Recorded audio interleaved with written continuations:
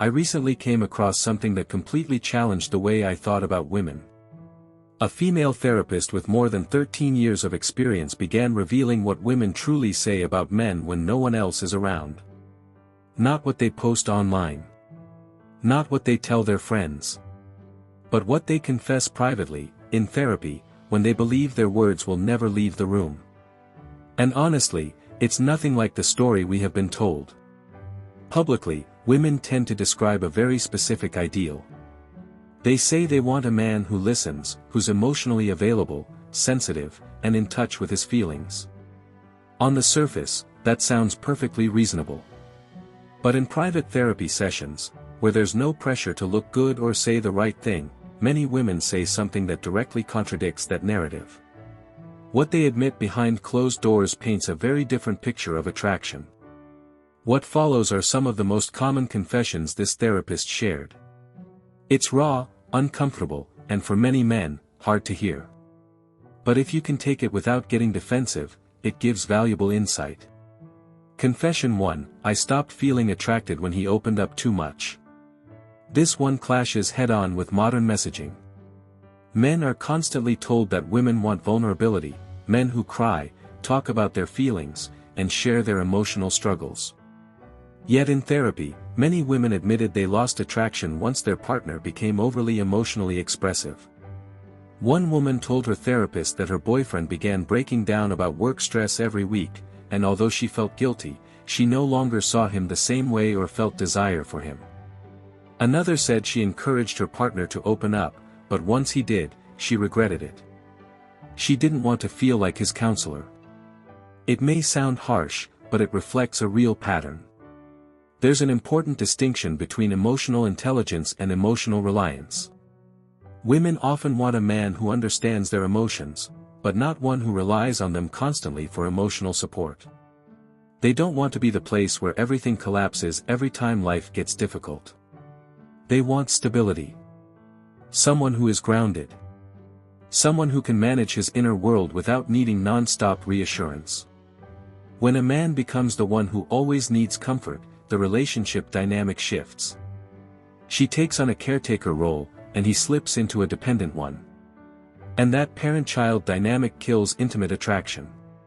Confession 2: I fantasize about other men even though I love my boyfriend. This confession came up again and again. Women in committed relationships confess that they still think about other men, sometimes strangers, sometimes exes, sometimes co-workers, or sometimes friends. What's surprising is the reason. It wasn't because their partners were terrible or unloving. In many cases, it was the opposite. Their boyfriends were kind, reliable, and did everything. One woman admitted her boyfriend treated her incredibly well, yet she found herself fantasizing about a coworker who barely paid her attention. She felt ashamed, but it kept happening. According to the therapist, this often occurs when a relationship loses tension.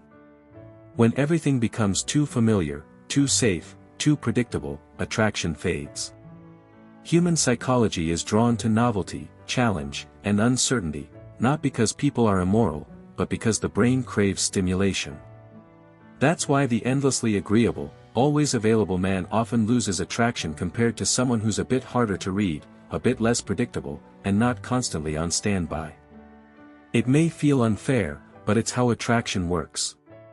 When you become completely predictable, never saying no, always available, removing all mystery, her mind begins searching for excitement elsewhere. Even if she loves you, even if she would never act on it, the thoughts appear because there's nothing left to discover. Confession number 3: I test him to see if he will stand up to me. Several women admitted to their therapist that they intentionally test their partners. They will start arguments over minor issues, act difficult, or cross lines on purpose just to observe the reaction. It isn't done out of malice. On a subconscious level, they are trying to answer one question: can this man handle me? One woman explained, I'll argue about something pointless just to see if he challenges me or if he immediately agrees to avoid conflict. When he always agrees, I lose respect for him. Another said, I know I can be hard to deal with sometimes. A part of me wants him to tell me enough is enough and set a boundary. But he never does. He just watches it, and it makes me feel like I'm with someone weak. This is the test most men don't even realize they're taking. She behaves irrationally, and you assume the best response is to be patient, understanding, and accommodating. But that's not what she's actually looking for. She wants to know you have a spine, that you won't fold under every emotional shift and that you can stand firm when it matters. This doesn't mean being rude or aggressive. It means having clear boundaries and values you won't abandon. It means calling out unreasonable behavior instead of rewarding it. That's where respect comes from. And without respect, attraction doesn't last. Confession 4, I wish you would take charge rather than asking me about everything. This one clashes hard with the modern conversation around communication. Consent is essential, no debate there. But consent isn't the same as asking for approval at every step. Many women confess they feel drained by men who refuse to make decisions and who constantly ask, "What do you want to do?" or "Is this okay?" or "Are you sure?" about everything. One woman told her therapist, "I wish just once he would plan a date without asking me where I want to go. I wish he would initiate intimacy without checking 5 times first. I know he's trying to be respectful, but it completely kills the spark." There's something deeply unattractive about a man who can't lead, someone who needs constant approval and is so afraid of getting it wrong that he avoids deciding altogether. Women want a man who can read the situation, choose a direction, and move confidently. Not a tyrant. Not someone who ignores her needs, but someone who doesn't need constant guidance either. Confession 5, I stayed because I was scared I couldn't do better, not because I wanted to. This may be the most painful confession of all. Some women stay in relationships not out of love or desire, but out of fear that they won't find someone better. They settle, fully aware of it, but convince themselves it's safer to stay because he's nice, dependable, or good enough, and leaving feels too risky. One woman admitted, "I don't love him the way I should, but he treats me well, and I'm afraid no one else will. So I stay, and I hate myself for it." This often happens when a man markets himself as the safe option instead of the desired one, when his main appeal is simply that he's better than the alternatives.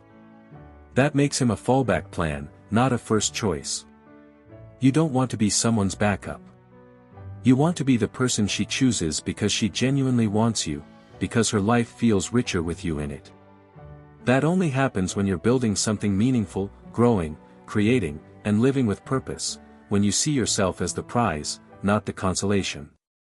These confessions are not comfortable. They clash with the polite, surface-level stories we're told about relationships.